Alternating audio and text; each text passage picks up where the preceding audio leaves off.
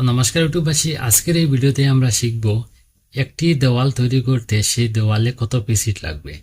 আমরা দেখব ইট গাঁথুনির হিসাব।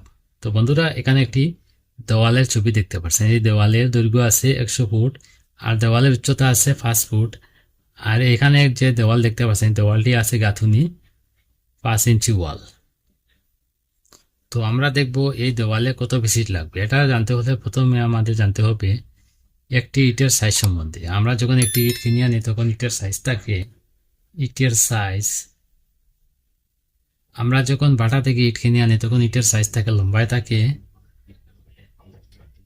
9.5 ইঞ্চি আর প্রস্থ থাকে 4.5 ইঞ্চি আর উচ্চতায় থাকে 3.25 ইঞ্চি।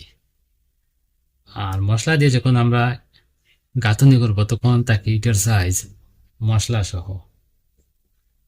মশলা দিয়ে যখন আমরা ইট গাঁথুনি করব তখন ইট লম্বায় থাকবে 10 ইঞ্চি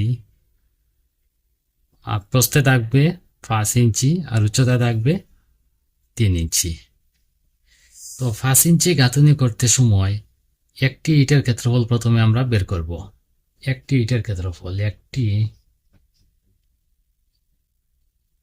ইটের ক্ষেত্রফল। যখন রাজমিস্ত্রি 5 ইঞ্চি দেওয়াল তৈরি করবে তখন ইটের দৈর্ঘ্য থাকবে 10 ইঞ্চি আর উচ্চতায় থাকবে 3 ইঞ্চি যখন 5 ইঞ্চি গাঁথুনি করবে। তো 5 ইঞ্চি গাঁথুনির ক্ষেত্রে একটি ইটের ক্ষেত্রফল হবে 3 × 10 হবে 30 ইঞ্চি। তো 5 ইঞ্চি দেওয়ালের একটি ইটের ক্ষেত্রফল পেলাম আমরা 30 ইঞ্চি। তো একটি ইটের ক্ষেত্রফল আমরা বের করে নিলাম। এবার আমরা এই দেওয়ালের ক্ষেত্রফল বের করব। আমরা একটি ইটের ক্ষেত্রফল বের করলাম ইঞ্চিতে আর এই দেওয়ালটি আসছে ফুটে। তো প্রথমে আমরা কি করব, ফুট থেকে ইঞ্চিতে কনভার্ট করে নেব। দেয়ালের ক্ষেত্রফল, দেয়ালের ক্ষেত্রফল দৈর্ঘ্য আছে এখানে 100 ফুট। 100কে আমরা ফুট থেকে ইঞ্চিতে নিয়ে নেব, তখন আমরা 12 দ্বারা 100কে গুণ করব। পূরণ উচ্চতা আছে 5 ফুট। এই 5কে এবার আমরা 12 দ্বারা গুণ করব। এগুলা যদি আমরা ক্যালকুলেশন করে হবে 72,000 ইঞ্চি। 72,000 ইঞ্চি। তো এই দেওয়ালের টোটাল ক্ষেত্রফল পেলাম আমরা 72,000 ইঞ্চি। এটাকে যদি আমরা একটি ইটের ক্ষেত্রফল দ্বারা যদি আমরা ভাগ করি, একটি ইটের ক্ষেত্রফল পেলাম আমরা 30 ইঞ্চি। 30 দ্বারা যদি আমরা ভাগ করি তাহলে হবে 2400টি ইট।